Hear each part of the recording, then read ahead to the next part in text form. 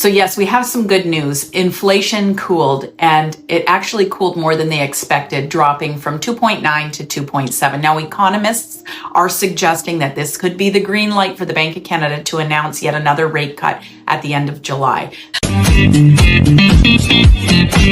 This morning, I was reading a report from RBC where they cited, while we're not technically in a recession, it certainly feels like one. And we can all see this happening in our households. We've seen there was a rise in unemployment. We have seen that there has been pressure on our everyday expenses, food, housing costs. We have seen this in our own homes.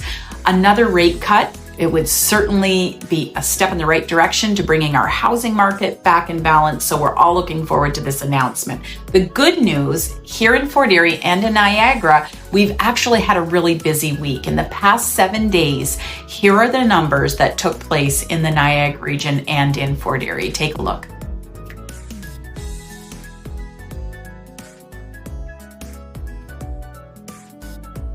I can speak on my personal desk. It's really been busy as well. We actually firmed up on 2 listings over the past week. We had 2 more go under contract and 1 buyer sale, which is going to be firming up in the next 24 hours. We just got the approval on the financing back.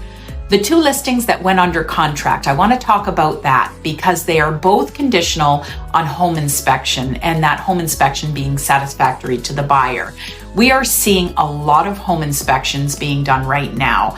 Don't forget that this is a buyer's market, and buyers have options and they want to be happy with their purchase. It's also about affordability for the buyers. They're already stretched on their affordability on the purchase end.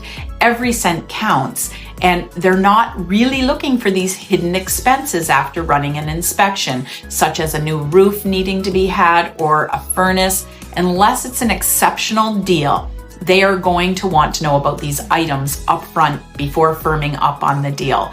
And that's why I'm telling sellers right now, if you have any of these major items that you're not going to be fixing, make sure you flush that out in the beginning during the negotiation. You don't want to get caught on the back end of an inspection with a major issue like this right now. Let me reiterate my market update last week. If you are thinking about selling your home, then you're going to want to check out how to prepare for a home inspection. I have a report of it on my website. You can also go to my Google business page. Just DM me and I'll send it over to you. This could potentially save you thousands of dollars. Exits before closing, and you certainly want to avoid that. Something else that we've been doing a lot of over the past week on my desk is market evaluations. I'm surprised that some sellers have still not adjusted their mindset on what their house is worth.